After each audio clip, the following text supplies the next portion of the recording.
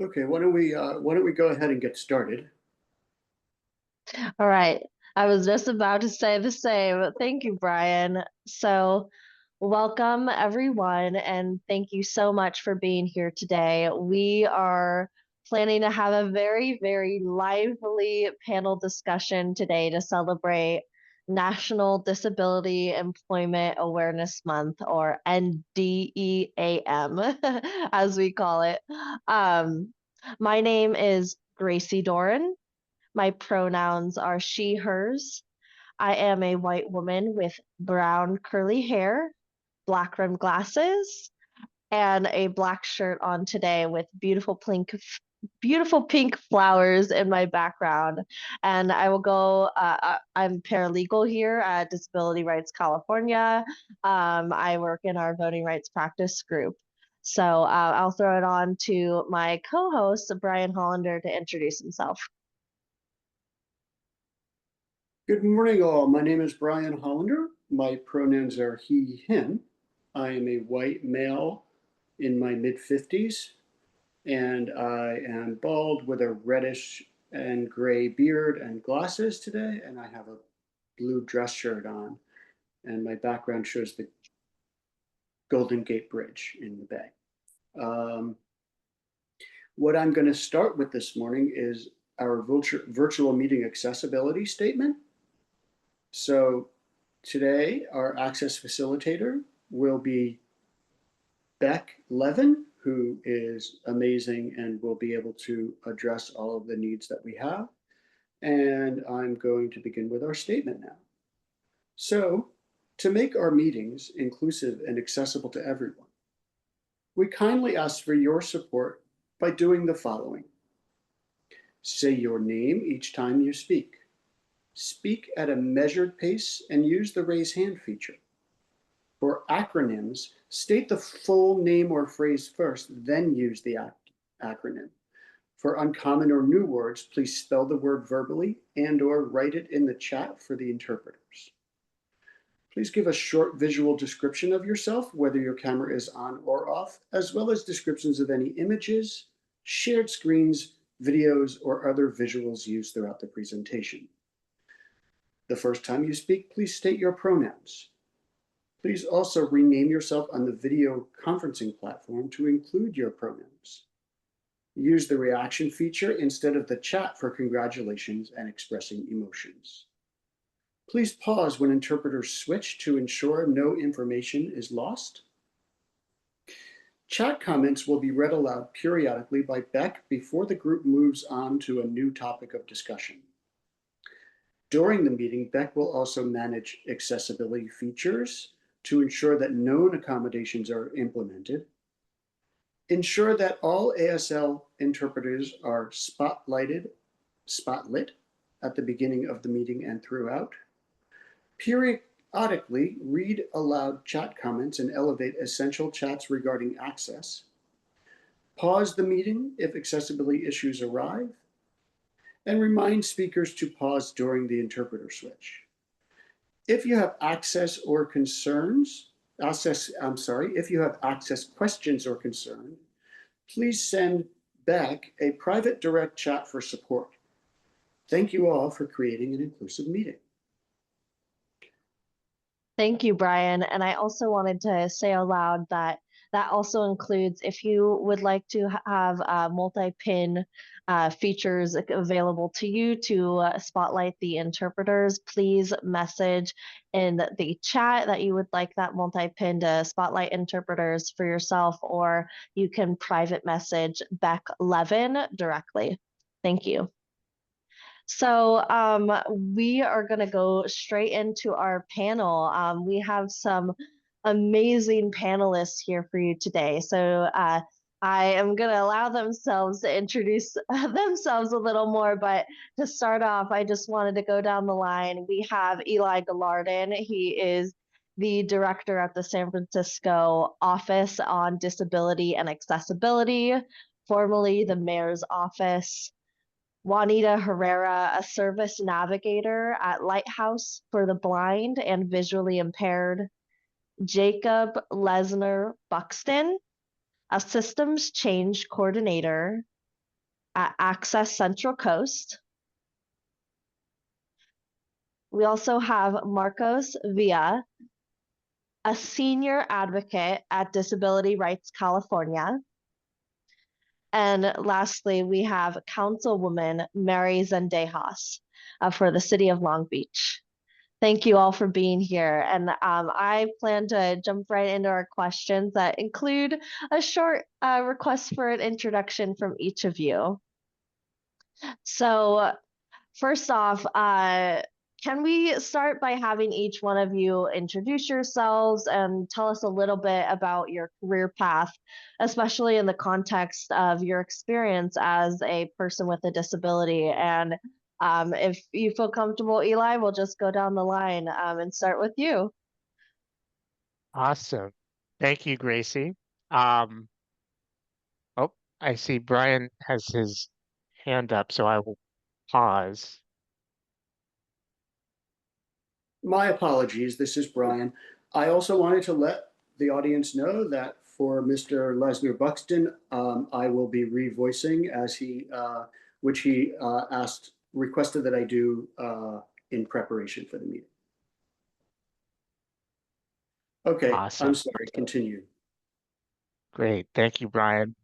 Um, so I will just start with my name and visual description and pronouns. So Eli Gilardin, pronouns he, him. I am a middle-aged, white, uh, little person, male little person with genetic dwarfism. Um, I have long brownish grayish hair, tied up in a ponytail, sideburns, a little facial stubble, and I am wearing a black blazer with, I think it's a black and gold shirt, but my wife tells me it might be navy blue. I'm in my office at in San Francisco, and behind me is a background of white with, I think you can see the bottom of three posters in my office. So so excited to be with you all today, and I just want to thank Disability Rights California for inviting me to this panel. Um, just briefly on my career path and uh, how I got here, which I'm still trying to figure out. Um, I have had the privilege of working and being in disability rights and disability community for about 25 years now. I learned about independent living and disability rights and really disability culture way back when I was in college. I took a course at Cal um, on women and disability.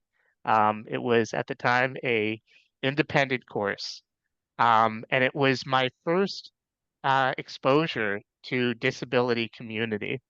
I've always identified as a little person, but it wasn't till I was in my well, I guess I would say early 20s that I started to identify as disabled.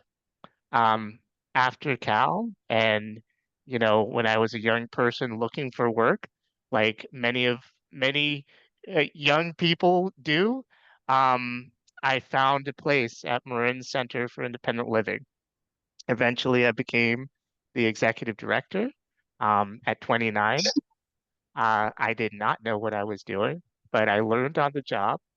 I did that job for 17 years. And as of last January, I started moving from the public private sector to the public sector. I've had the privilege of being the director of the Office on Disability and Accessibility, formerly the Mayor's Office on Disability, for about a year now. Our office has the privilege and the task and the role of overseeing compliance to Title II of the Americans with Disabilities Act, which means that every program, every service, every building, every website, basically anything that the city of San Francisco touches needs to be accessible to the public. Obviously, there are other sections of the ADA. We might provide some input in those sections to the city, but our task is really programmatic compliance. It is thrilling to work in this job. It is a really important time in the world, in our country, in our state, in our community to do this work. Over the last year, we've seen some really exciting efforts launch in San Francisco, starting with the establishment of the first municipally funded Disability Cultural Center. Um, it gives me great joy as someone who found their disability identity, um, not in early life, but in early enough life to see the evolution of where we've come along disability rights, where we're going, and what we need to do ahead. In terms of my accommodations and challenges and I would say stigmas that I've navigated, I would say there's a lot, some that I'm aware of, probably a lot that I'm not aware of. Because I think when I entered into this work, when I grew up, um, for context, I'm 47. So as a child, there was no Americans with Disabilities Act. We did not have access to community in the way that we have now. We didn't have the internet until I was a teenager. So I think, I would say that initially the challenges and um, kind of ways I had to navigate was really me accommodating a world that wasn't always accessible, culturally competent, and frankly supportive of disability and disability identity. Um, I think, as a little person, as someone with a very visible uh, disability, um, I had to learn how to speak up for myself and say, you know what, I can't reach that. I need help. Or I'd appreciate it if you sat down so we could have a direct conversation as opposed to me staring up at you. As I've gotten older and started to lose my hearing, also learning how to speak up and say, you know what, I only hear out of one side, or I use a hearing aid, and so you're going to have to speak up. Um, in terms of uh, assistive technology, um, beyond my hearing aid, I use pedal extensions when I drive, and that really fostered and created independence for me. I would say also just as I've become an adult, as I've raised a family with a disabled partner and having disabled children, I've also learned about accommodations and assistive technology to advocate for my family who have different disabilities than I do. Um, I would say that, in terms of stigma and discrimination, and I'm going to kind of bookend my comments here because I really want to hear from others. Um, we as people with disabilities, we as professionals with disabilities, especially at this time, are constantly working on justifying our value, and that shouldn't be. We know that we are adaptable. We are incredibly innovative. We've thought of things like virtual work, like remote participation, um, you know, caregiving and long-term support services, uh, assistive technology, AI, like all of these components of modern life, we have had a fingerprint on, and in many cases have been a pioneer. And so I think as we move forward, embracing disability as a culture, embracing each other and providing mutual aid. And certainly, and part of my journey in disability rights is also stepping to the side and making sure that we are doing a better job of listening to not people with disabilities who have not had the privilege, frankly, or the opportunity that some of us benefit from. And so that's been part of my journey that I continue to learn and be on. And I'll pause there. Thank you so much, Eli. I gotta say, I definitely resonated with the part where you were talking about identity. I think that, is something that a lot of disabled folks, go through, is really accepting that identity. And I would also kind of say that I probably was in my 20s too. I'm only, not to age myself, I'm only 26, so maybe this is kind of new now. I'm still still accepting, but I feel like I was kind of in the same boat where it was really like college and kind of getting older and growing into like embracing it. So thank you for that. I just wanted to go to our next panelist. Jacob, would you like to answer this one? Thank you. Yeah, so Jacob, everybody.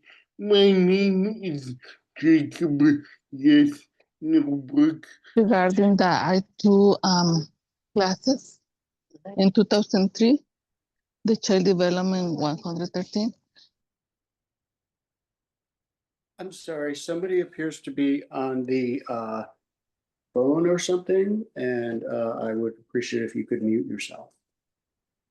This is back. My apologies, Brian. I didn't catch that in time, but I will next time. This is Jacob again, and thank you for having me here. I'm a white man in his 40s with graying hair sitting in my office at Access Central Coast wearing a t-shirt with my resume on it. Jacob says thank you for having him. He is a white man with graying hair and a beard, and he is sitting in his office at Access Central Coast with a t-shirt that has his resume on it. Yeah. And I have cerebral palsy, and the way I got to my job is I started interning at independent living centers in high school and fell in love with it. Jacob says, oh my gosh. Jacob says, wait, what was the first thing you said? It went out of my head. I'm sorry. I have cerebral palsy. Oh, yes. Jacob says he has cerebral palsy. And the way that he first got into his job was that he started interning at Centers for Independent Living and fell in love with it. Yeah, back in high school, so after I got my master's, I couldn't find a job, and then one day in the library, I saw a job posting for the job I have now, so I applied, got interviewed.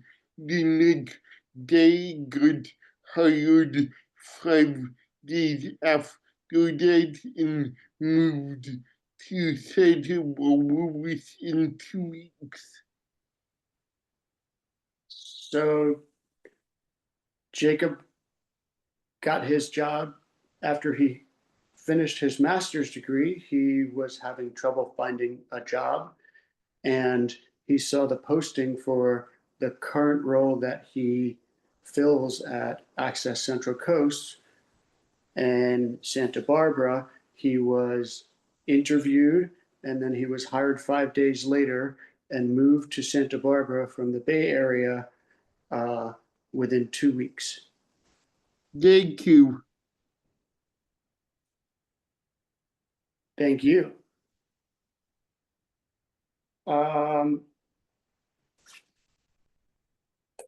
Sorry, my agenda closed. No worries, Brian. This is Gracie. Thank you so much, Jacob. And I'll move on to another panelist. So, Marcos, would you like to speak to this one?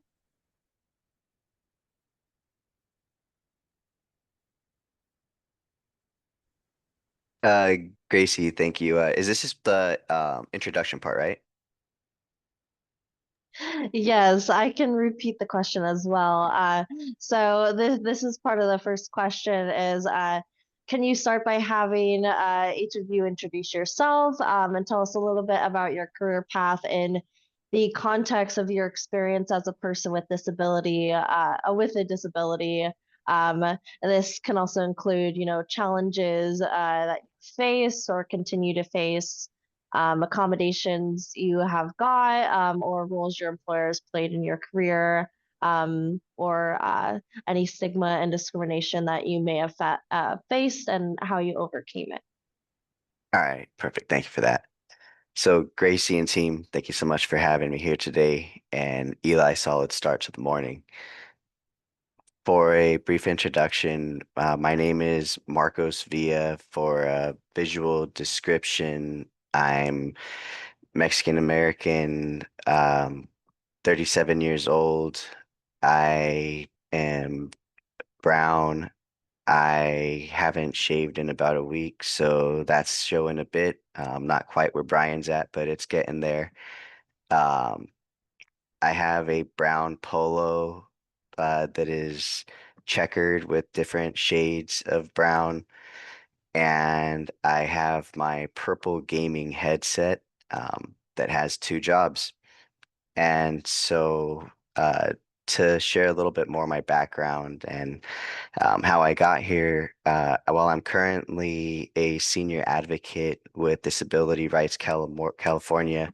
So, I have the opportunity to work with the organization that's out there making a lot of positive impact for people with disability in the legal space. And uh, I really didn't expect to be here when I was younger. When I was 18, I joined the military. A week after I graduated high school, I was off to boot camp. Week after I turned 21, I was going to Iraq. I spent 8 years between North Carolina and California working as military police and primarily as aviation logistics, and eventually got into financial strategy in my later year. When I got out of the military, I wasn't really thinking about the world that I should anticipate coming back to. I had changed a lot. I hadn't identified or embraced a lot of my change, and I thought that everything was just fine. But I went from a very high performing environment in dangerous settings that at times, and that challenged me to think in different ways, and it impacted me in different ways too. And so right away, I got into financial accounting, working for a global company. I thought everything was going fine, but I quite often found myself in HR, and it really wasn't my intention. And so, anyway, eventually I got tired of that, and I went back to see what else I might be able to do. That's where I really started identifying that my performance was decreasing pretty quick, and I was experiencing a lot of failures that I wasn't expecting. And so, I got into retail. I've done landscaping work. Um, I spent about 2 years just trying to keep a job for a week. And that was really where, I started to see that I was going to have to make some changes in my life. And I went to the veteran community and just looking for work, but I found so much more. I got connected to an employment service. I got encouraged to try out mental health services. From there, I got into behavioral health therapy with the VA. I've gone through behavioral modification programs. Um, I went back to school and worked myself up to a master's. And while I was doing that, I got connected with a high school that specialized in working with people with autism and started out as a job coach. Eventually, worked my way into being the program director, teaching young adults and people with disabilities what it is required to have positive performance on the job. I would work together with local companies like Smart and Final to help to create hiring pathways for my clients. Uh, I train my students very much how I train my Marines to be strength focused and to be elements of support to the team, to have operational goals, individual goals, and all of that led to a lot of success for our program. We eventually got contracted through the state. We went from serving in Laguna Hills at 1,500 private pay to being available and accessible in California, operating in Orange County and serving LA, IE, and some clients from San Diego. All that taught me to see my life and my own challenges very differently. It taught me to realize that, I have just the same potential as, my clients have, and I have to be able to work and adapt and be able to think and change, and realizing that I was best serving in a position of development for the community. That was a big part that I learned for myself that has been very rewarding to me, because now I have the blessing to show up every day and help people to address barriers, help to restore hope, and really just to give a person guidance and support. Everything that I do and that I think a lot of the people here do, it's actually just encouraging. It's just getting people on the right path and keeping them moving, and reminding them about goals, objectives, and making accomplishments and what that's ultimately going to mean for us as people with disabilities. I meant to share my disabilities, so I have PTSD, ADHD, anxiety, social anxiety, and a few other executive functioning challenges. And so part of my journey has also been learning how to ask for accommodations. Um, I've also learned to just tell whoever I'm working with or whoever I'm talking to, like what my strengths are, what my quirks might be, just because I think that that kind of helps me to feel more settled in. But speaking a little bit on what Eli was mentioning, just about stigmas and the ways people might view us, I might be perceived very differently if I didn't introduce myself and, really help a person to see me. So I just try to get around any stigmas or potential setbacks that I might feel just by probably being a little bit oversharing. Um, yeah, and so I think I shared a pretty good much about myself. This is it's the first time doing a panel like this, so I definitely want to keep it brief, and I'll have a little bit more to say as we go. So thank you again. Thank you so much for sharing, Marcos. That was wonderful. And I didn't know this was your first panel. I'm glad, you're here. Um, Thank you. So, Councilwoman Zendejas, would you mind please speaking to this question as well? Absolutely. Thank you, Gracie. Thank you, everyone who has already spoken. You all have inspired me in one way or another. And I look forward to the next person after me. But hi, I am Mary Zendejas, Councilwoman for the City of Long Beach. I am a proud Latina woman, daughter of immigrants. Right now, I am wearing a black top, an olive blazer, and glasses, dark brown glasses. Behind me are two glass buildings. It's It's like kind of like evening time in the picture behind me. And I want to share a little bit about how I got to being councilwoman here in the city of Long Beach. I was born in Michoacan, Mexico, which is something that I'm very proud of. At the tender age of 8 months old, I contracted polio. The doctors thought I wouldn't make it past 24 hours. And here I am many, many years later. But after my parents have exhausted all of the resources that they had at their disposal in Mexico, they brought me here to the United States in search for better health care. How I see it is not only did they provide better health care for me as a young disabled child, but they actually gave me an opportunity to have a real life here in the United States of America. And for that, I will always be grateful. I don't know how I did it, but I was their interpreter at like age 5 because they were Spanish speaking.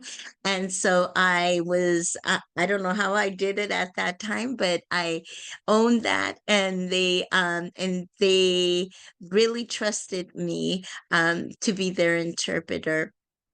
That's one of the childhood memories that I have that I'm very proud of too. I come from a big family. We're a family of 9. I am in the middle. I'm actually number 4. But one of the things that really stood out during my childhood is that my parents would always have me doing the same thing that my brothers and sisters had to do, meaning I had to do my chores before I went to bed too. I had to do my homework right before dinner too. So it was always, my disability was just part of me, but it wasn't all of me. And I learned that at a very, very young age. And so um, I was the first one that actually went to and graduated from high school. And then I was the first one that got accepted and went to a university and actually graduated from a university as well. And yes, I am the first one that has become um, a elected official. And how did I get to become an elected official? When the first time that I was asked, friends came up to me because there was an opening. The councilwoman at the time had just gotten elected to be senator. And so there was a seat open and there were like 8 people running. Um, Long Beach, just to give you a little bit of background, Long Beach is the second largest city in Los Angeles County next to Los Angeles. We serve almost 500,000 people. I myself serve about 50,000 people that I represent just in my district. I also represent the district that is considered to be the heart of the city. I represent the downtown area, which has a lot of assets, and also we are the economic engine of our city here in downtown Long Beach. We have the Queen Mary, the entertainment district. We have all of the hotels, or the majority of the hotels are in my district. When I was approached to represent the first district, the first thing out of my mouth was no. Nope, nope, nope, no. I was approached again. Nope, nope, nope, nope, nope. My role, or the way I saw my role, was serving my community. I started in college. Well, actually, I started in high school helping out individuals who wanted to become citizens fill out their applications and go through that whole process so that they could become U.S. citizens. And so I was doing that at age 15, 16, 17, and that brought so much joy to my heart. And then I started getting involved in community service clubs. I felt that that's where I fit in. Growing up with a disability at a time where the ADA did not exist at the time, I felt very left out, very alone, and very much that I didn't belong. So it was very, very welcoming when I felt I was part of something where it made me feel that I belonged, which was giving back and giving to my community and giving of myself. And so that took me a long way. And I had my first job at 17.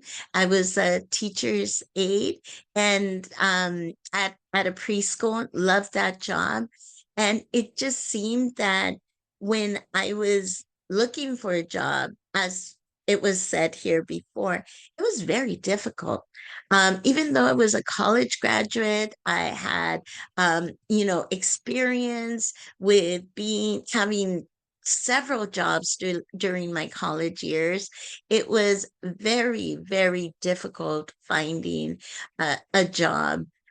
And because I was in a wheelchair, one of the things that I felt at the time that I needed to accept was that I needed to work harder, be better, and stand out more than any other candidates that were interviewing for any position that I was interviewing for.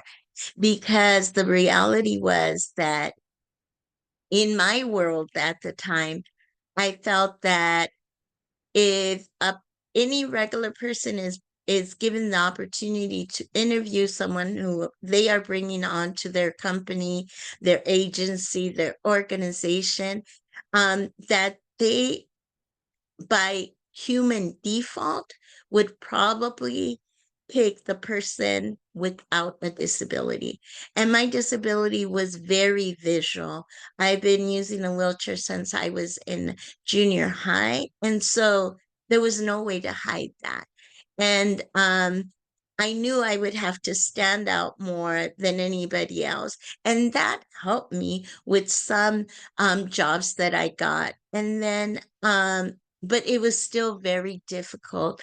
I had a lot of jobs. It wasn't until my mid 20s that, or a little bit after that, that I actually felt that I finally landed my career job, something that I really wanted, something that I was working at a hospital, working as a case manager and project assistant, and I loved it. I loved it. I felt I was living on top of the world, living my prime life, and then I had a slip and fall at work, and my life completely crumbled. I went from being a completely independent disabled woman to being a completely dependent disabled woman needing 24-hour care for the simple fact that now I cannot stand up anymore like I used to be able to stand up because of my fall. And I didn't have the strength to even stand and walk into my restroom holding on to things, but I wasn't able to shower independently, use the restroom independently. I had to have 24-hour care with me, and that care stood with me for like 10 years. I'll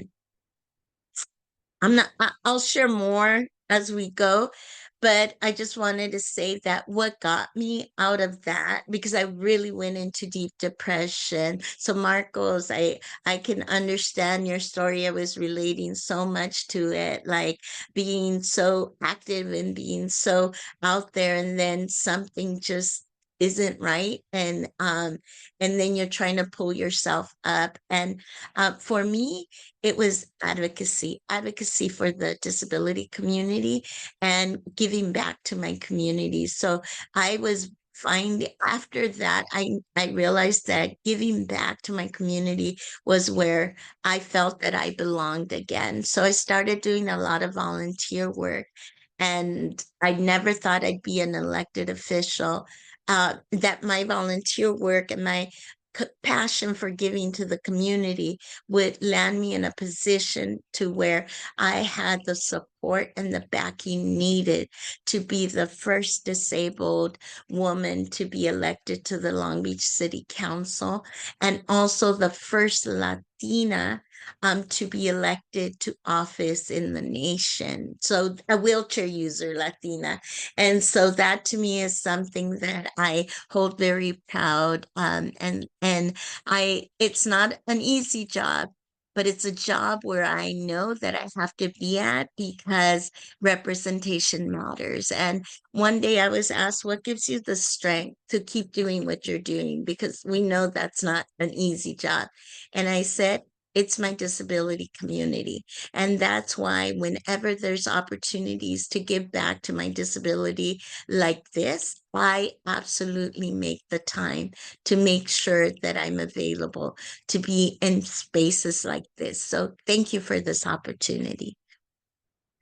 Thank you so much. Thank you so much for sharing. What a wonderful story, and I agree. I think advocacy is my voice. I just share a little bit about me. I'm a stroke survivor. I had a stroke when I was 10, and I started being put in spaces where, you put an extrovert in a room and give her a microphone, and somehow you're never going to get it back. And Yeah. I started speaking, and I really credit my speaking and sharing my story to almost kind of be like my own healing journey. So thank you for sharing. I resonated. And lastly, Juanita, please go right ahead and share. Good morning, and this is Juanita. Thank you for the invitation to participate in this panel. So my name is Juanita Herrera, and I currently work as a service navigator for the Lighthouse for the Blind and Visually Impaired in San Francisco. And I'm currently working from home today in Alameda, California.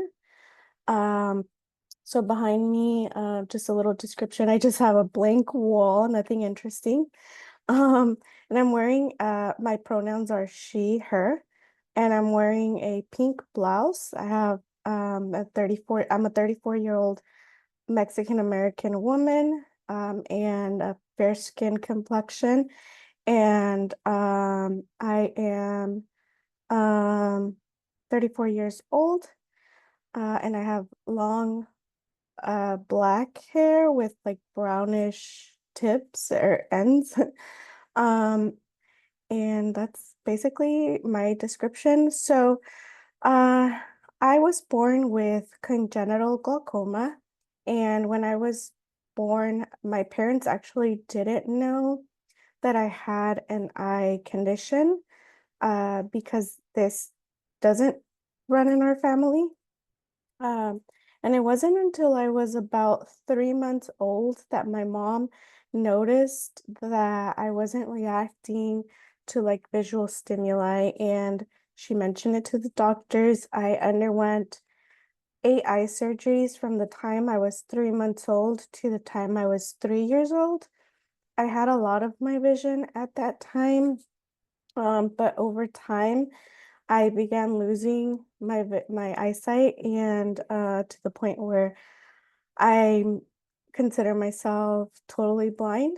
Um, and the great part about losing my eyesight, which it's not always the greatest thing, but my parents prepared me from a very young age, because they knew that eventually I would end up losing my eyesight, and they had the same expectations of me that they did of my siblings. It's 7 of us siblings, and I am the youngest of 7. And yeah, my parents had chores that I was expected to complete. So I resonated a lot with Councilwoman Mary, where my parents didn't really treat me any different. So that helped a lot.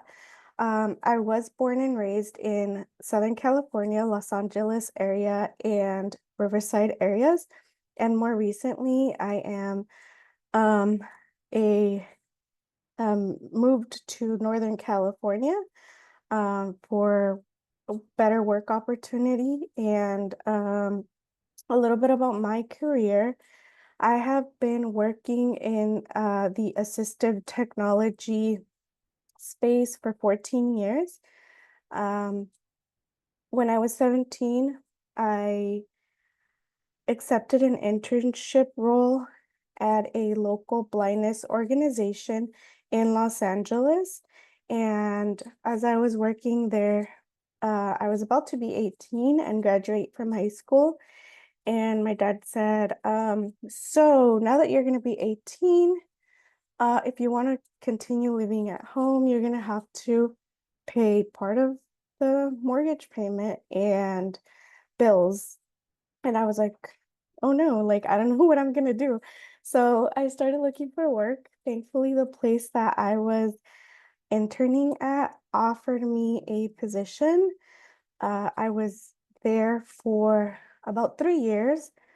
And then I wanted to focus on just school because I was working and going to college at the same time, and it was a little difficult. Um, so I ended up um, leaving work, and I wanted to invest towards my education, invest my time. And so I did that. And then while I was attending school full time and no longer working, a friend of mine had taken over a business and kept on asking me to come work with him. And I kept saying no. He approached me several times, and I was like, no, I just want to focus on school and kind of finish that out. And he was just like, come on, you're going to be making this much money, blah, blah, blah. So one day, by accident, I was visiting my friend at work.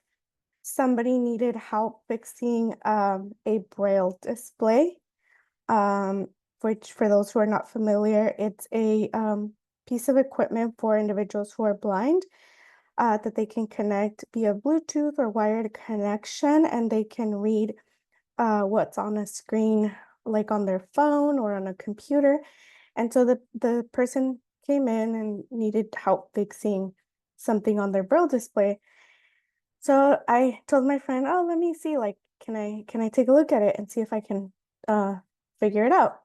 He gives it to me, and basically within like 20 minutes, I handed it back and I was like, here it is. And he's like, oh, were you not able to figure it out? And I was like, no, it's all ready to go. And he tried paying me for completing the work, and I was like, honestly, that wasn't work to me. And then from that moment on, he just kept sending me work. Like, oh, can you go help this person out with their computer? Can you go do this? Can you train this person?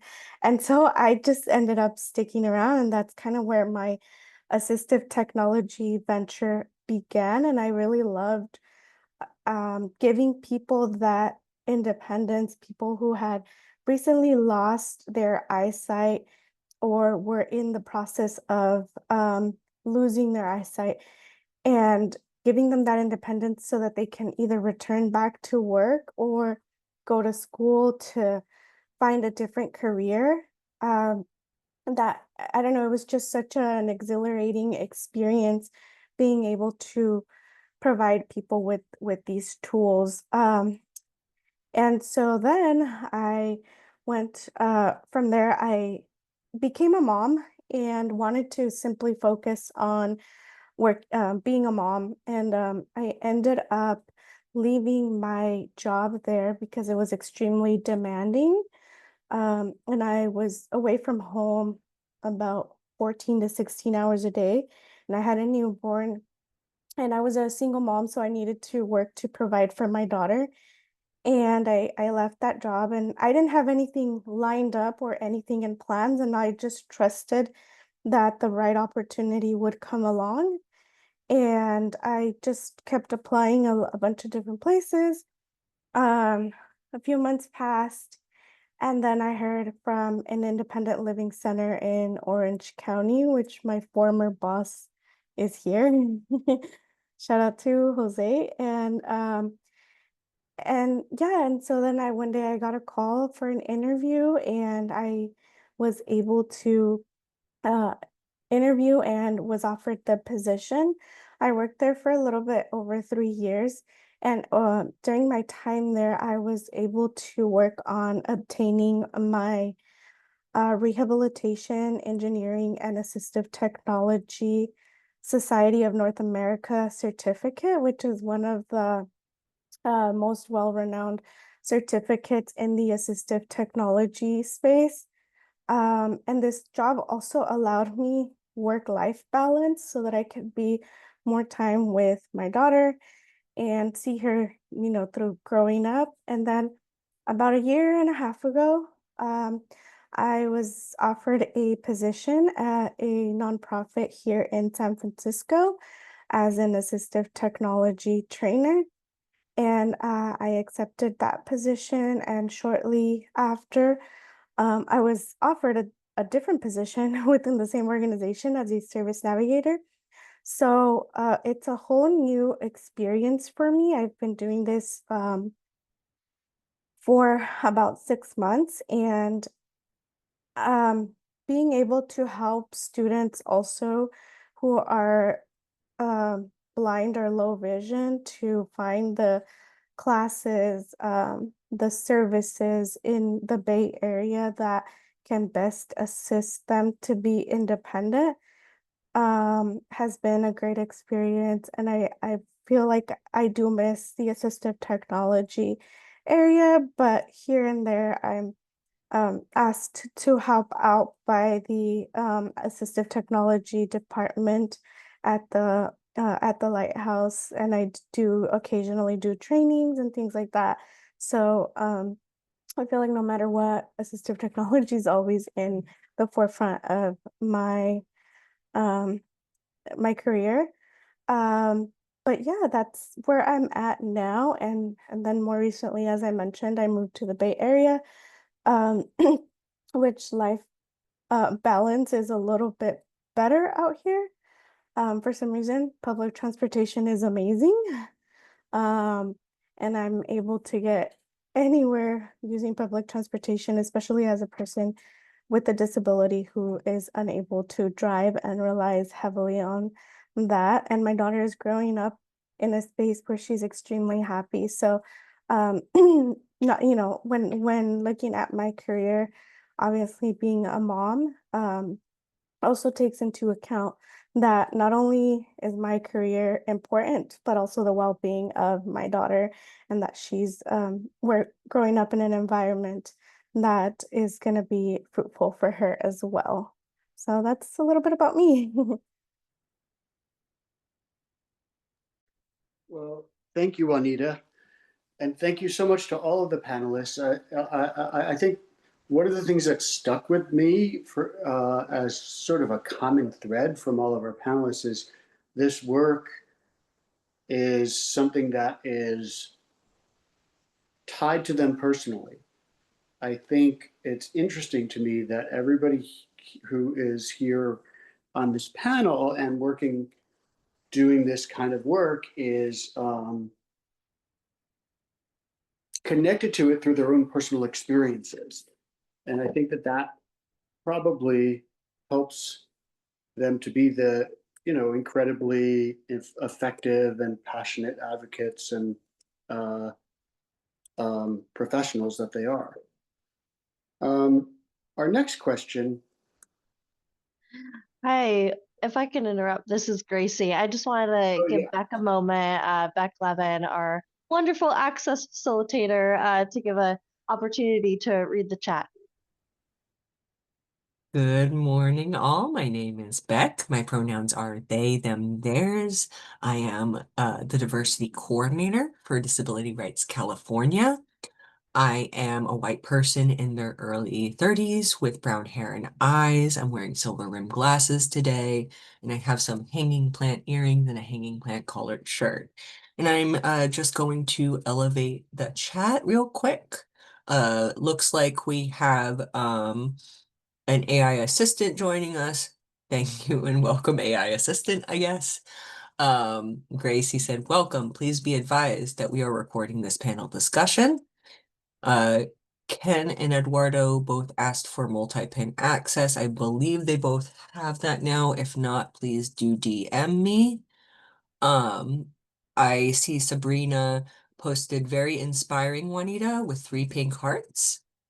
And we have a couple questions in the chat. I'm gonna go ahead if it's okay with our with both our participants and our hosts to if it's okay if I can like put in the chat or stack the questions for after the questions on the thing are answered. My apologies. Thank you so much, Beck. That is all right with me. Yeah, I think that's a great idea. Thank you so much, Beck.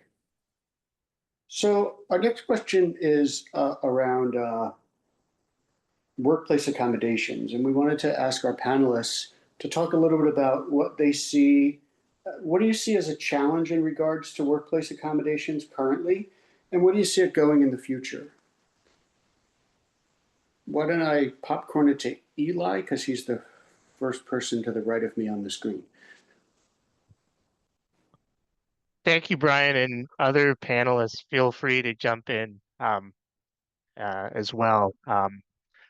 I let me just start by saying, like, in terms of challenges with workplace accommodations,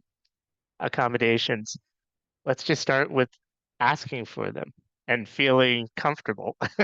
um, Asking for something that you have a civil right to. And I think the stigma, I saw someone mentioned ableism in the chat. The ableism that we as people with disabilities is whether you're a council person, a service provider, a director, we all are navigating ableism in the workplace. And it crops up in apparent and non-apparent ways. And so I think moving to a culture where we um, feel comfortable asking for accommodations, whether that's, modifications to our schedule and in-person versus remote work, whether that's even applying for a job and asking for an accommodation for more time on an exam, um, whether that's disclosing a non-apparent disability. And, I think having and navigating a culture that is still very ableist is the biggest challenge. And, from my perspective, doing that front end work of like, look, disability is a civil right, one. Um, it's not about gaming a system and trying to have an advantage. Um, and and I think more broadly, we as people with disabilities bring so much to the workplace, to um, the the offering of service that someone without a disability might not have that life experience, might not have that adaptation. That seeing it as a disability and accommodation as a strength and having a workplace culture that is anti-ableist is just the biggest challenge, but also the biggest opportunity, in my opinion, for our work in disability rights.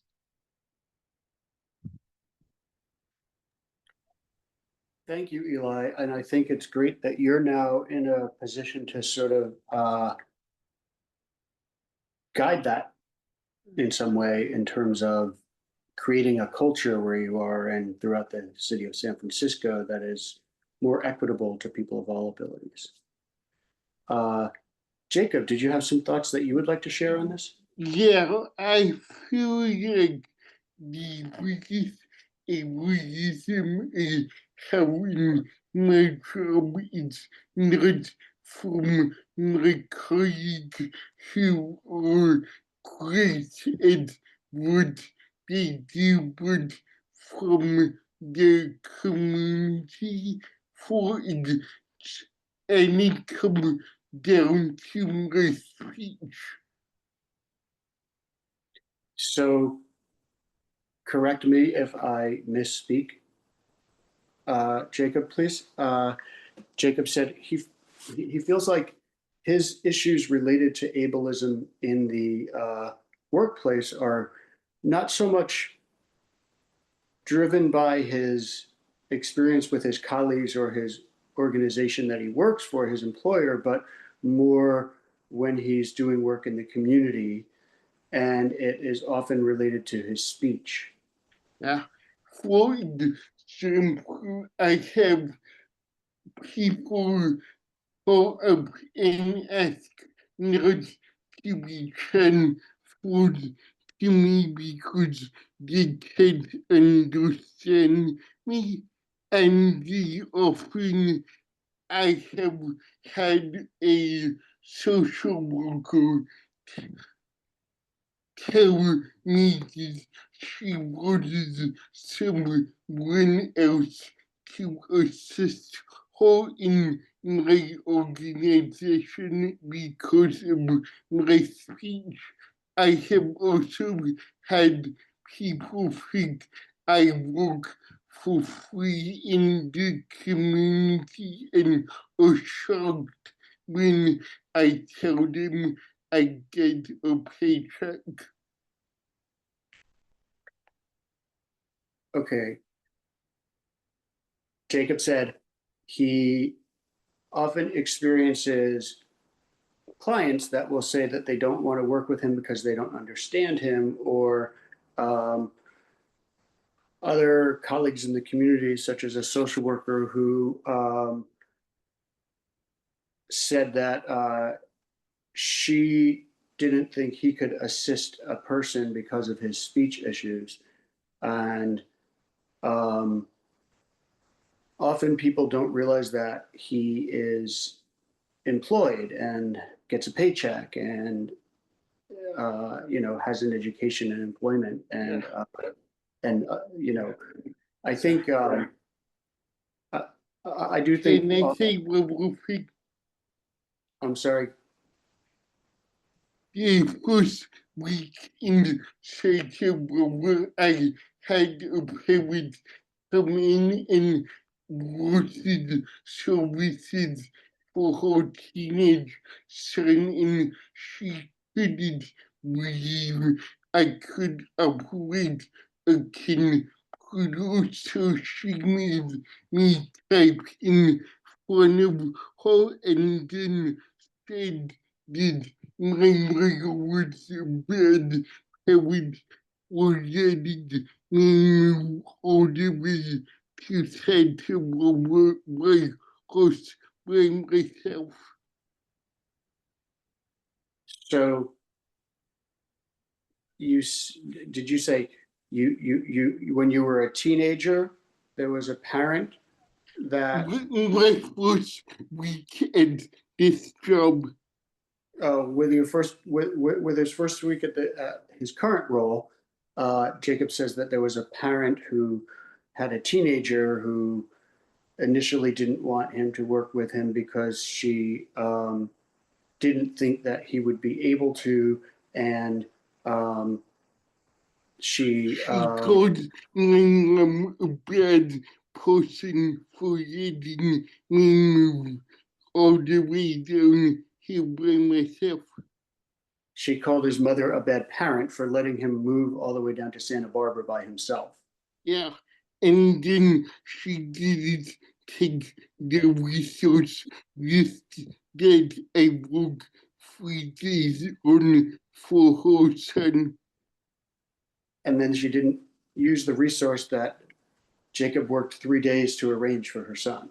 She didn't take the resource list that I prepared.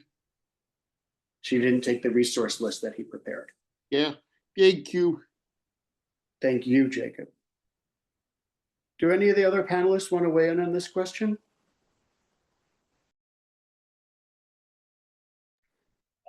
Go ahead, Marcos. This is Marcos.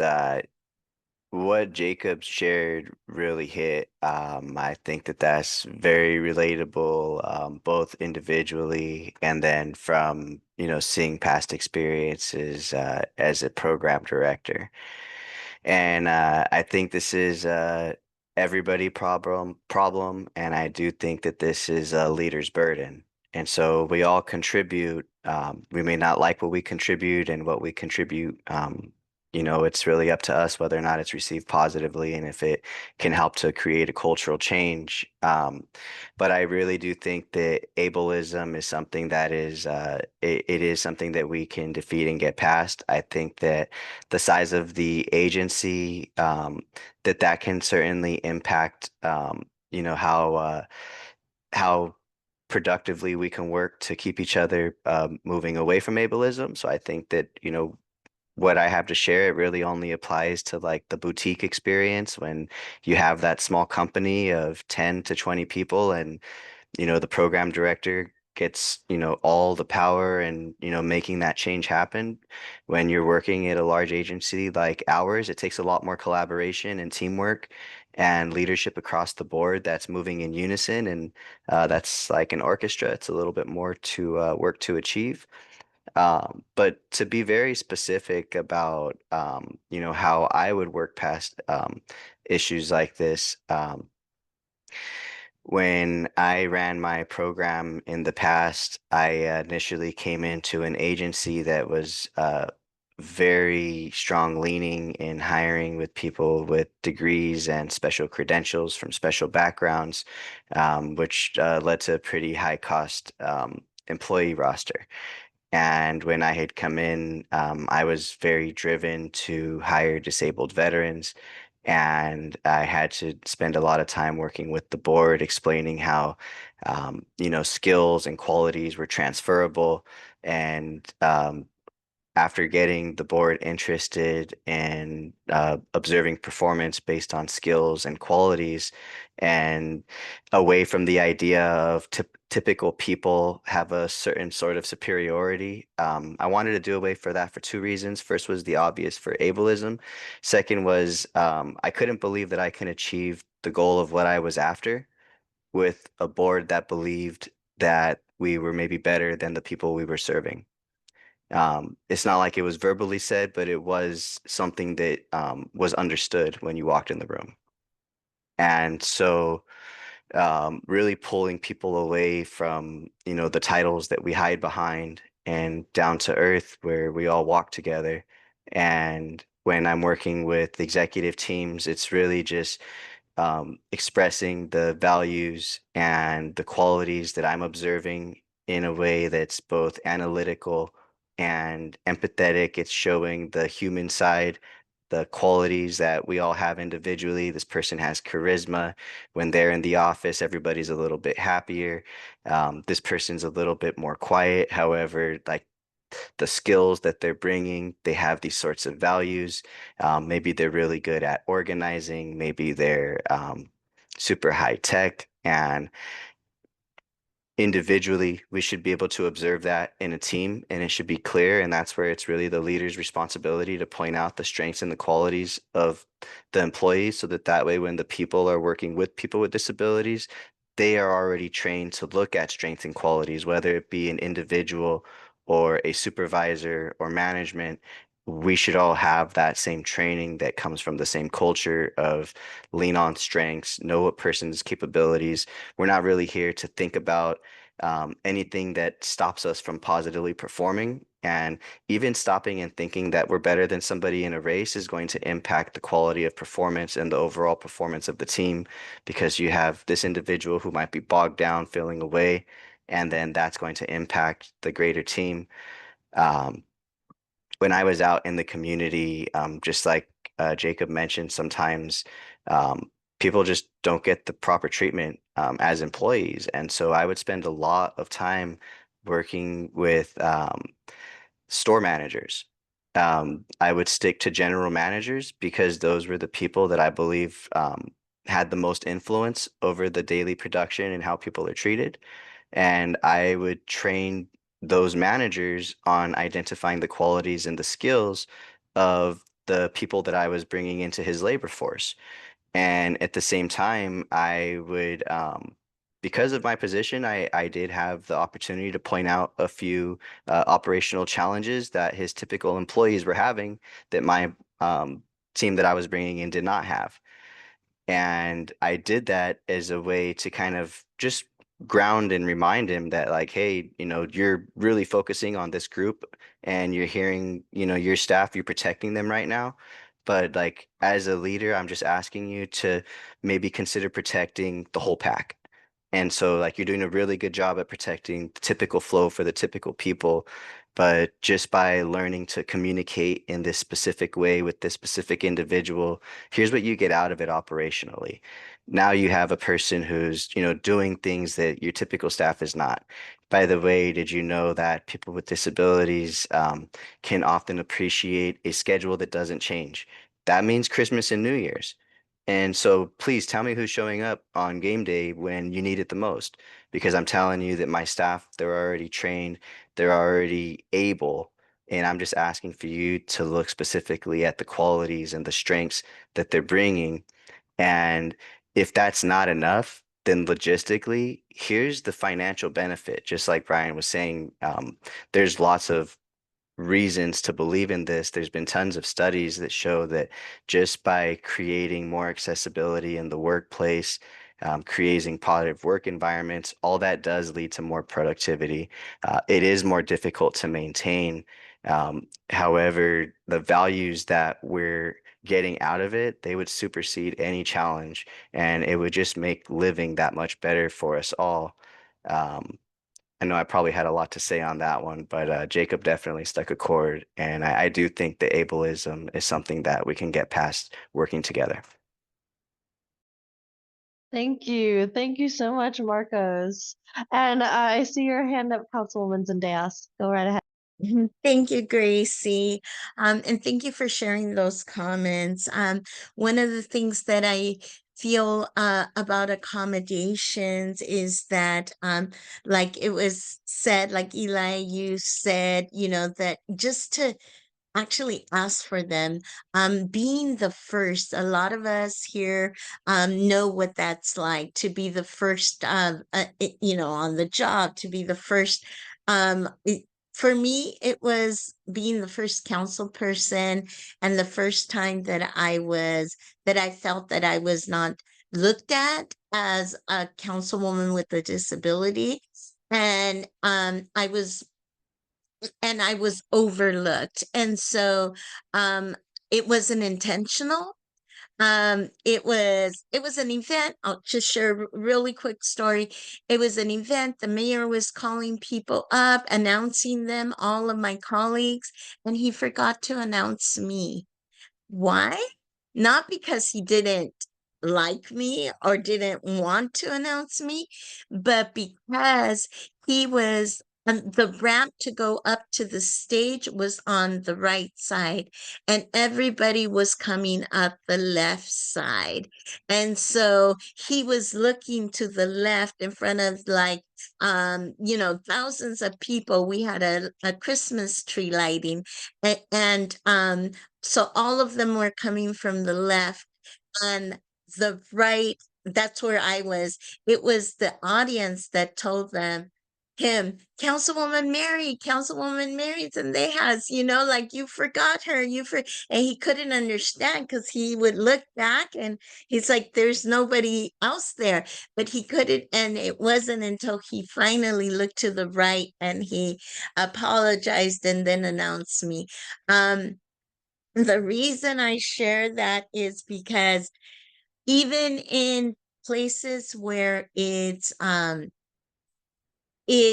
unintentional, it's still it still hurts. And I say that word because being the first one, it's our responsibility to make sure that people know how they make us feel in that moment, how we are not worthy just as the others by a simple action of not looking. But why would you have to look to the right if everybody already was on the right? Why would you put, have people come up the stairs when they could easily come up the ramp with me? And so I wanted to share that story because ableism is real. Ableism is there. Sometimes it's unintentional and sometimes it is intentional. And I really also related with what Jacob said, that people, when he's out in the community, people think that he's volunteering his time. And they get shocked when he says, this is my job. I get a paycheck for this. Because when I go out in the community, well, when I go out to new places in the community that people don't know me, they turn to my staff and welcome them as the council person. And my staff is quick to respond, oh, it's not me, it's her. But because I roll up in my wheelchair, they automatically think my chief of staff or my staff is the council person. So I just wanted to say, thank you again for everybody's words. So inspirational. Thank you so much. Really quick, before we let Juanita speak to this, I wanted to give an opportunity for the wonderful Beck to read the chat as our access facilitator.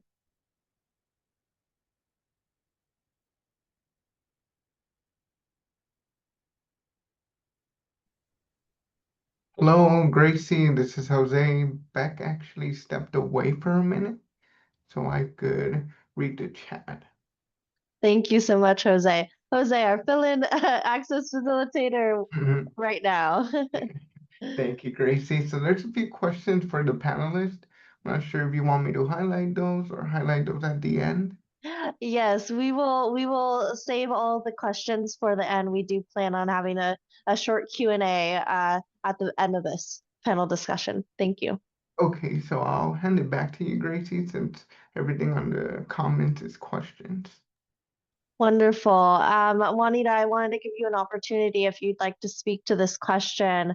I also would love, for the panelists after this, if you would want to speak to the kind of financial steps you took, but you also people should take when planning their careers, as people with disabilities often have more support needs, access needs, medical needs. So thank you.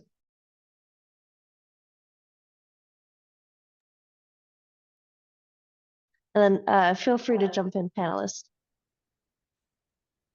Okay. Sorry about that, having some technical difficulties here.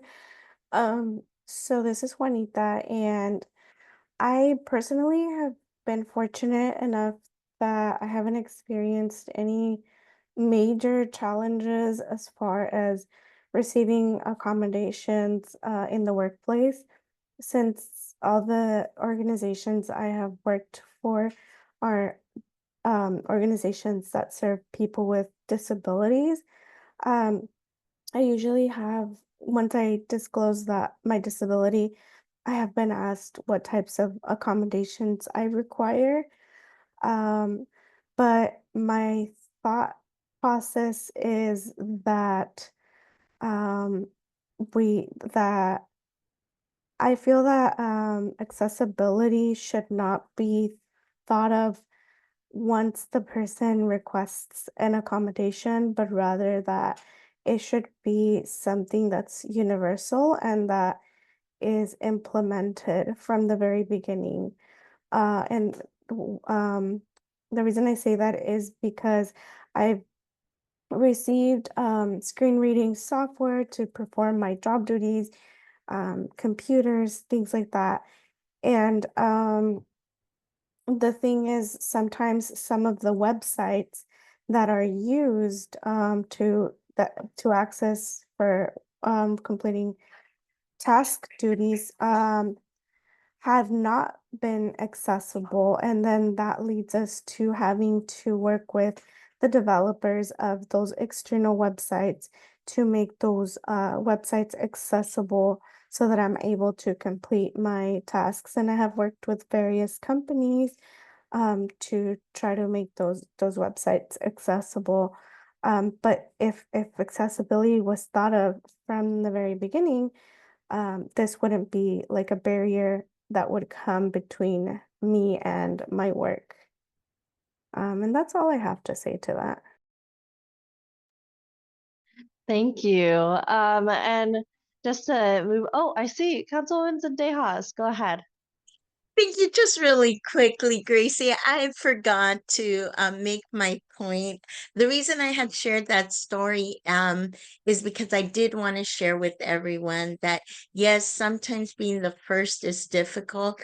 But now, for all the city events that are happening throughout the city, they now have a ramp, and now, I'm sorry, an elevator or a ramp. And now the council members always go where I'm entering, that's where they enter. And so I wanted to share that because that's, that's the things that we as the first have to take as a burden, but it actually gives us an opportunity to speak out, and so others don't have to go through what we went through. For example, one of the council members had a stroke and is no longer able to be as active and mobile as he was. He doesn't use the wheelchair right now, and hopefully, won't for a very long time. But he actually, it's very difficult for him to go upstairs. So now I feel very proud that he is able to use that resource and not feel the way I felt at that time. So that gives me great joy. Thank you.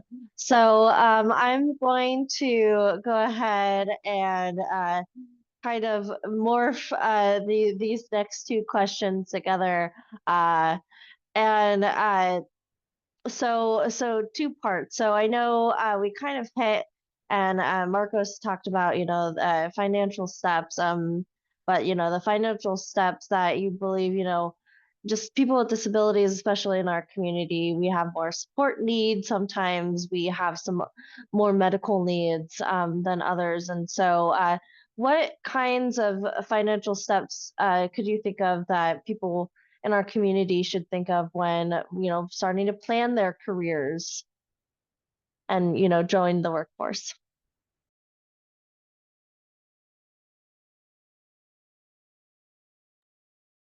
And go ahead if any panelists. Oh, I see Eli. Yes, you have your hand up. Go ahead. I saw Councilwoman Zendejas unmute, so I will defer to her first.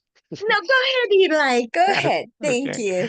Um, so this week we had a uh, discussion at the City of San Francisco Human Service Agency, which my office sits under, and Department of Disability and Aging Services, with Alice Wong, who is a innovator, a thought leader, a activist, um, and someone who really I consider her a visionary.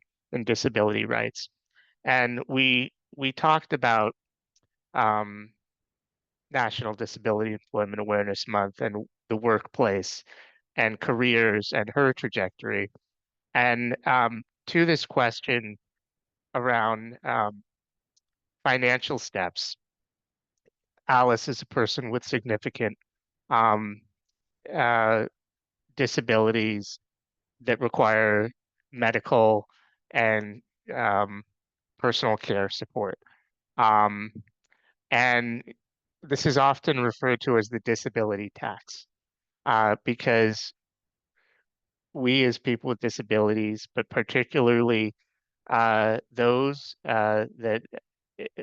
of us who need personal care, um, eh, assistive technology, um, and a variety of accommodations and support um, have to balance work with benefits, with a structural inequity on qualifying for benefits and balancing that with earning. And so I think what Alice referenced, and this is someone who is a MacArthur Fellow and has done so many incredible and accomplished so much in her career. She continues to navigate um, the finances and the balance of work with disability and long-term services and supports.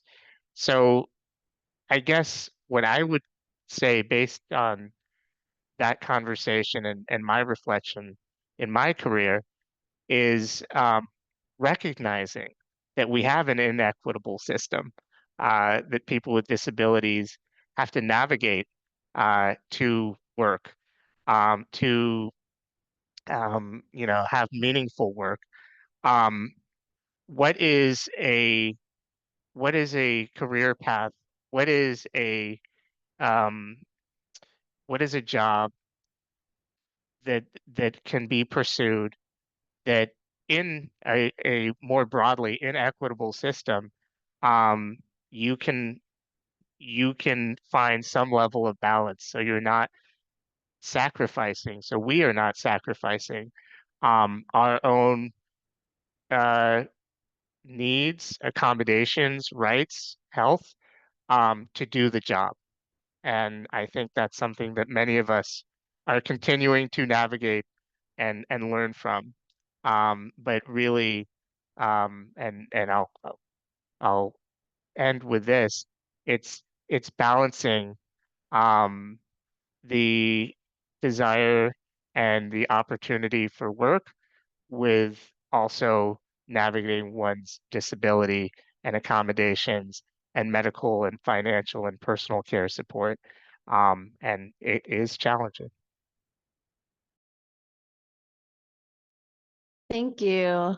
Go ahead, Councilwoman Zendejas, and then I see Marcos, you had your hand up. So go ahead after her. Thank you, Eli, for that and for recognizing that as well. I think that what well I wear a lot of hats. One of my other hats that I wear is president of Miss Wheelchair America, which is a national organization that focuses on uplifting accomplished wheelchair user women across the country. If anybody knows a woman who is an advocate, please do refer them to me. We have them all across the nation. And right now is pageant season. So just to let you guys know, from right now until March um, in different areas. But one of the things that I consistently see with our Miss Wheelchair title holders is that there is a major gap between a person with a disability who has had all the training that they need, the education that they need, and a meaningful job. There's a huge gap right there. And a lot of it has to do with the needs that you have as a person with a disability who needs personal assistant to just get to work. But once they're at work, they can do the job. It's just getting up, getting ready, getting dressed, me being one of them. And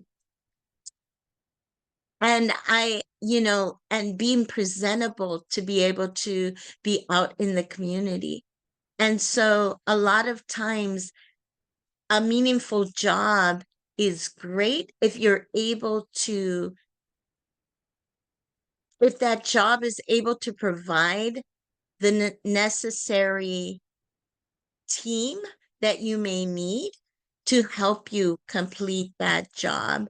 And so I think that that's another thing that we have to recognize, is that it's a big gap between having that being a prepared and educated person with a disability and a meaningful job to where you can afford being able to hire those on your own and not have to depend on SSI and not have to depend on anything else, and be okay with making the money that you deserve to make.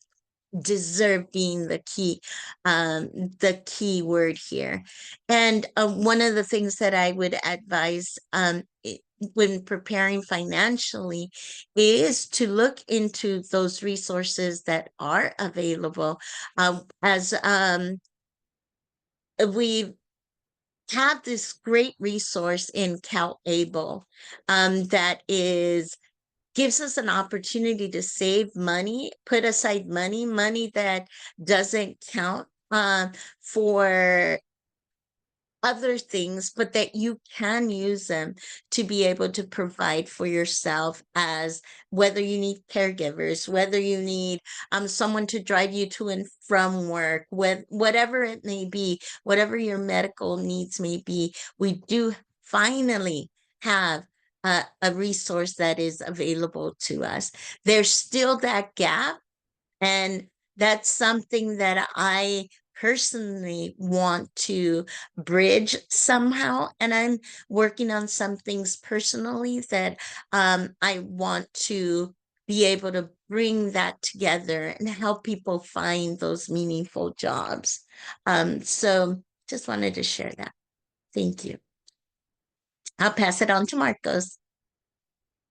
Thank you for that, Councilwoman Mary, and thank you so much for everything that you had to share. I really just want to keep that conversation going as far as like being prepared, and something that really stood out to me that I know that I spend a lot of time talking with people about is picking a career that matches your lifestyle. If you have a certain mind on things you might like to do on your free time, or even accomplishments you might want to make, like purchasing a home. Um, Picking your job and your career and staying on a trajectory to help you to achieve those goals is going to be super important in the process.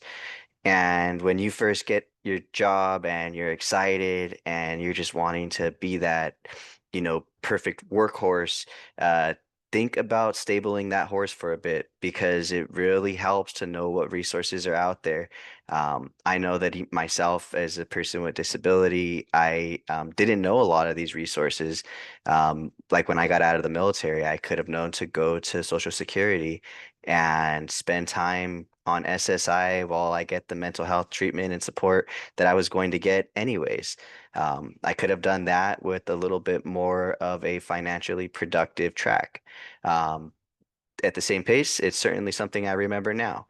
And whenever I'm talking to people who are on similar tracks, this is where I might say, um, think about all of the different offers that are available in your state and resources. That means that if there are special programs like the Ticket to Work through Social Security, really think about that, especially because that program is flexible in terms of helping you to get in position for that future job goal while working and making somewhat of an income while you're working to achieve the rest of what you're after. And then at the same time, think about using something like a CalAble account. Um, Again, that's not something that I was familiar with, but it's something that I would have totally used.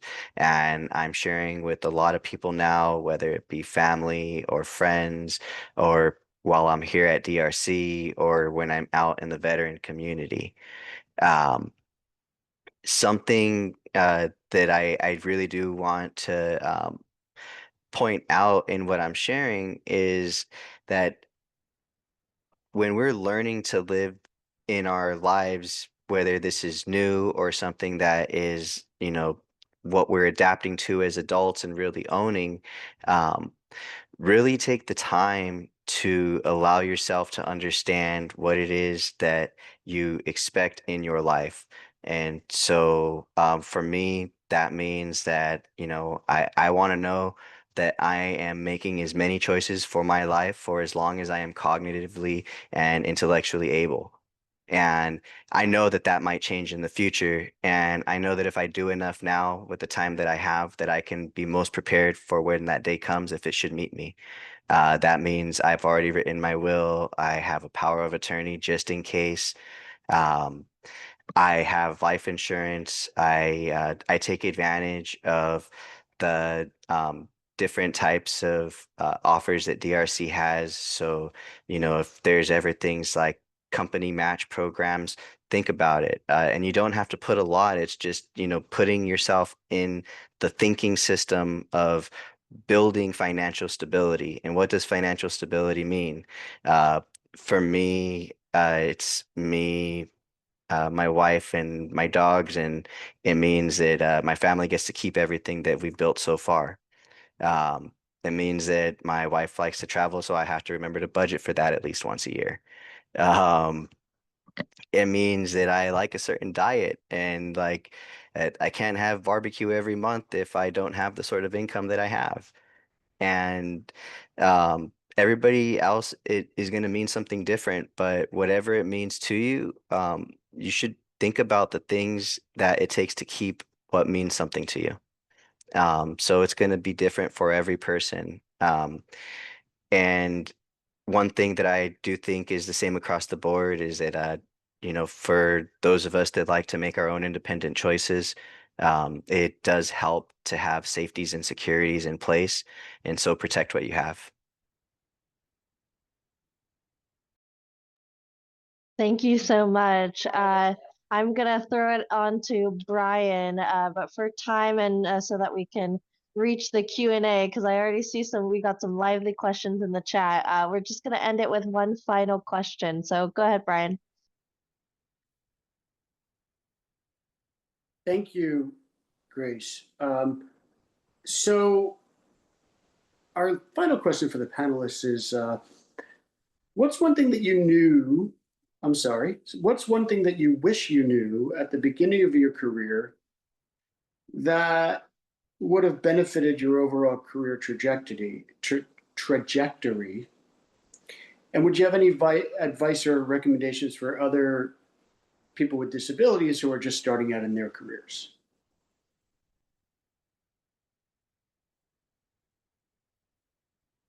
And that's an open question. So if any of you would like to speak to that, please let us know. Unmute. Go ahead, Jacob. Thank you. So I wish I knew this about SSI benefits that allow people to work well in college or before the age of, I think, 24 did don't count against your SSI.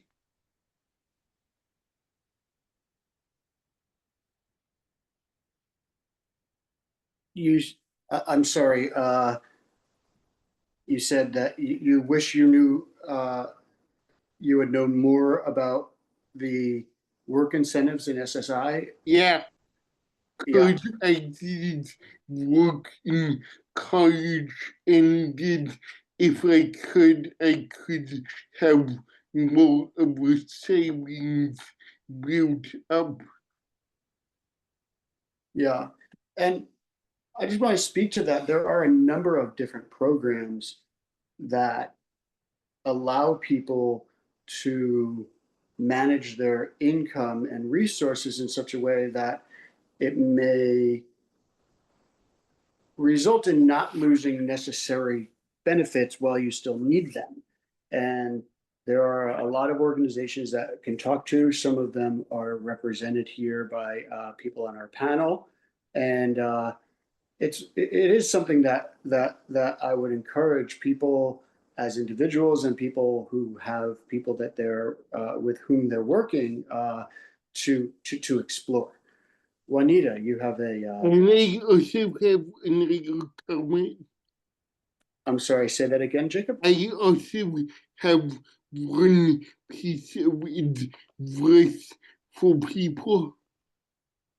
All right, go ahead and tell us, please. Those, those, those get hung upon being a trailblazer. When I was young, I thought I had to go into an organization with non-disabled folks and teach them about disability and be an inspiration to them, and I soon figured out that it's so much easier for me just working with people who already understand disability, so don't feel like you have to go in and knock down barriers to be successful. Jacob said the piece of advice that he would give is don't worry so much about being a trailblazer. Think about, he said that in his experience, he initially, when he was young, thought that he needed to go and work at organizations that didn't have a lot of people with disabilities working for them or didn't understand disability and kind of change that culture. And you may choose to do that, but it is not something that is required of you. And, you know, I just want to say I agree with you, Jacob. One of the things I've always said is the one thing that that you really have to be a little selfish about is your career and, you know, thinking about what's going to work for you in your career, um, and what impact you want to have, but how you want to have that impact as well. Thank you, Jacob. I see a couple of hands up. I think I don't know who had their hand up first because I I was. think yes, I think it was Councilwoman Zendejas. Thank you. I'll be really brief because I know that we're coming up on time and we want to hear from others. But one of the things that I think I would have, I wish I would have known is your your job will come to you. Don't stress out too much about because I did get rejected a lot. And I think that at when I was younger, I really took that to heart. I really took those rejections to heart.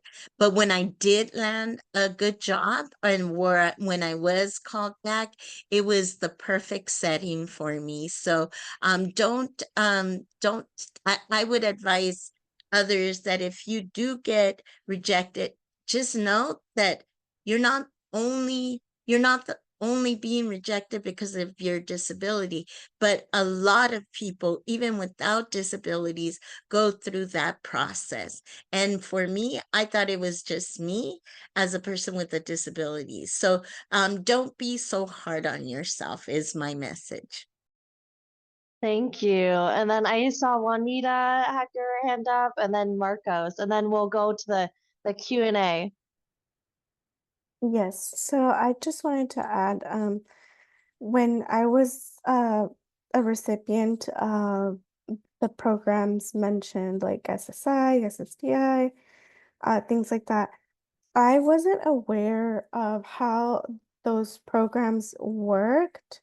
And so basically, anyone who is currently a recipient should really research and ask questions, because you're always instilled that fear of, oh, you start working and you're going to lose your health insurance, or, and as a person with a disability, it's very difficult to find a health insurance with low premiums and that sort of thing. So just really research, because it's now that I'm no longer a recipient, I know that it's possible to continue working and making a certain threshold of earnings and continue to keep your benefits. So always ask questions, do the research, and find out what you're eligible for, so that you're able to manage your benefits accordingly. I thought it was, when I was younger, I thought it was an all or nothing type of thing. And now that I assist people with these sort of things, I have found that, there's caveats and things that we're not always made aware of when we're benefit recipients. And that's it.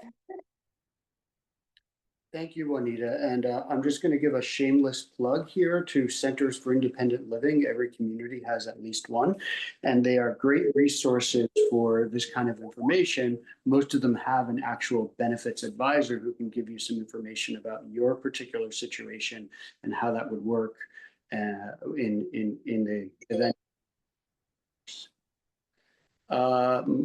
Marcos, I believe you have your hand up as well. Yeah, thank you for that, Brian. And solid plug there. Um, yeah, I just wish that I knew early on in that most people can achieve most things. And that's something that I think we maybe all later learn in life. We all learn it at different parts of life, but it's something that we should all know as early as possible. Um, it's okay to, allow yourself some slack while you're learning through the process. Find ways not to be hard on yourself. Um, Everything I've learned through everything I failed, and I've learned to embrace the fail and to fail forward. I started this path alone, and I have good company now, and I appreciate that, and I work to keep it. And so, words of encouragement: love yourself, embrace the process, and life is better in good company. So, find those groups. That you feel good in, that you want to be part of, and that you're bringing value to, and know that it's reciprocal. It's really important to belong to a community, and it's just as important to have our own individual freedoms. And I'll pass that back to you, Brian and Gracie.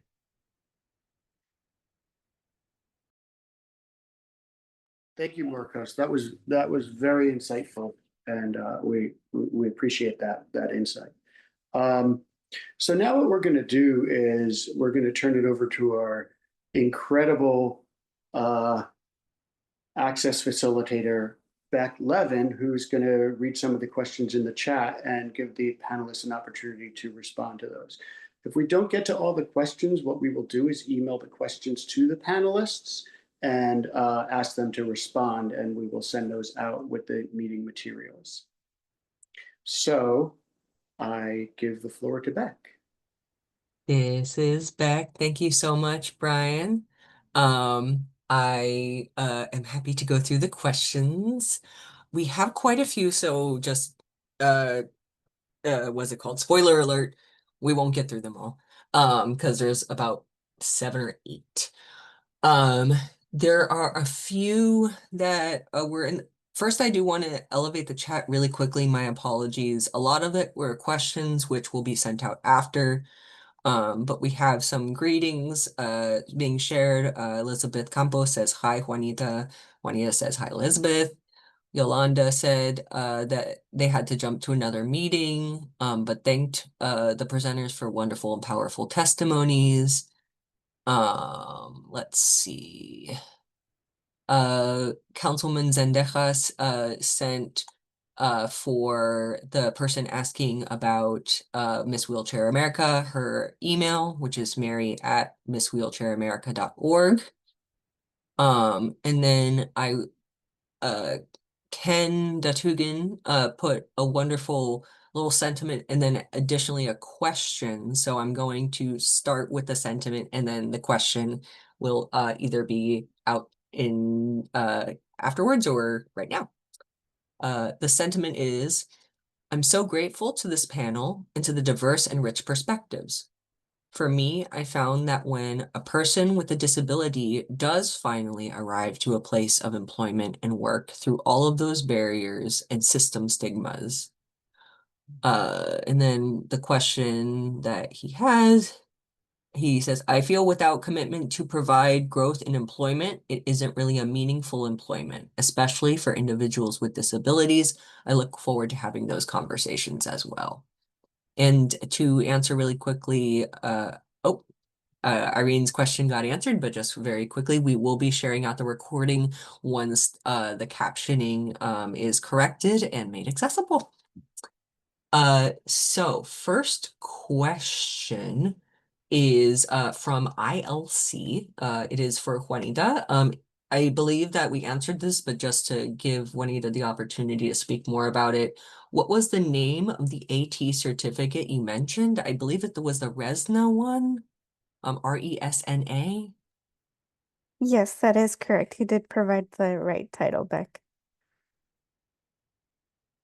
This is Beck. Awesome. Is there anything that you wanted to add about that certification, Juanita? Totally fine if not. Just this is Juanita, that it is a pretty intense certification and it must be renewed every 2 years. However, once you take in the exam the first time consecutively, every 2 years you renew. I believe it's 2 to 3 years. I can't remember off the top of my head right now, but you do have to like credits, CEU credits, to keep that up. And if you don't want to take the exam, so you have both options. You can renew with just your credits, continuing education credits, or by retaking the exam, which was pretty intense. I don't recommend. This is Beck. Thank you so much, Juanita.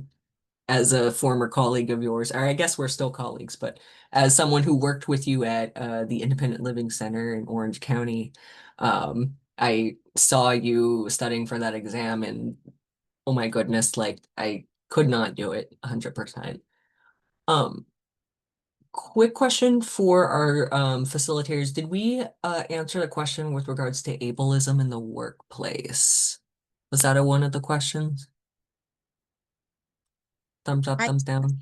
I think it was kind of massaged into all of our questions. Perfect. Okay. This is back again. Dr. Sue, if you feel that wasn't adequately answered, I will also provide it to the panelists to talk more about it afterwards. Another question from Dr. Sue is, how do we, the disability community, deal with this current political climate of disregarding our rights?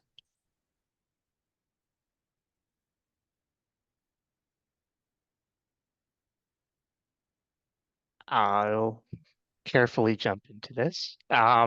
This is Eli. Um, and just say that the city of San Francisco is leading into accessibility and disability.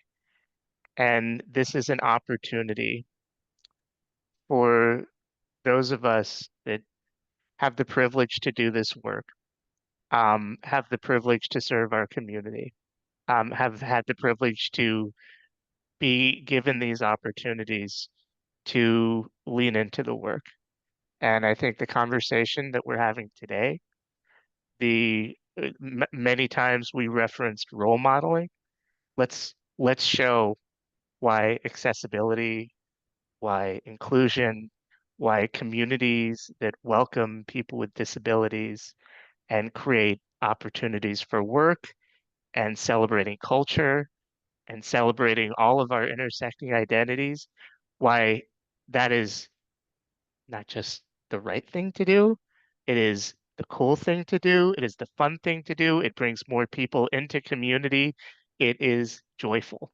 And I think we have a lot of opportunity to demonstrate disability joy, and that's certainly a priority and a focus in San Francisco.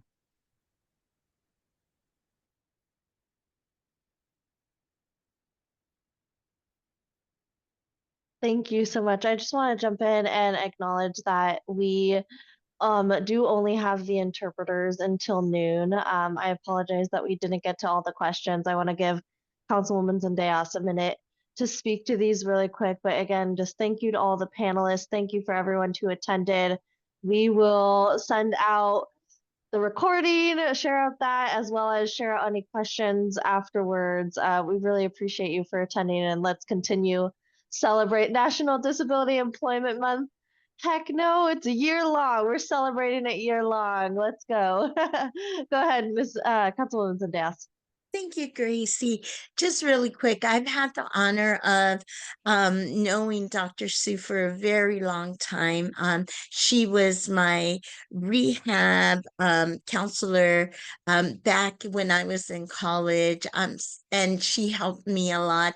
And so I know that we've, through the years, developed a really great relationship. And what can we do to support our disability community? And I think right now is a very critical time. And I would say that having opportunities and platforms like this is something that we are doing to actually highlight what Eli just said, the importance of inclusion and importance of disability and what we bring to the table.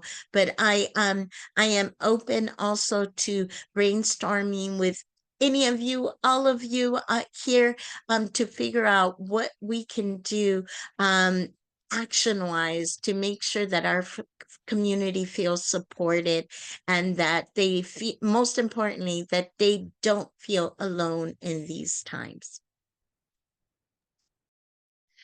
Thank you, Councilwoman Zendejas. And I'm sorry to cut it short, but our interpreters do need to leave, and I want to make sure we are in an accessible space. So we will get all those questions sent out to the panelists and sent out to you. As Beck put in the chat, please register so that we have your contact information to get that to you. And thank you so much, panelists, and thank you so much to everyone who attended. It was a great discussion. Have a wonderful day. And thank you, everybody. This panel was an action of the Disability Alliance, ERG, of Disability Rights California. And if you have other or more detailed conversations that you'd like to have, we would be more than happy to have additional panels on those subject areas. So please feel free to reach out with that information and those questions. And thank you so much for joining us today. And thank you so much to the panelists.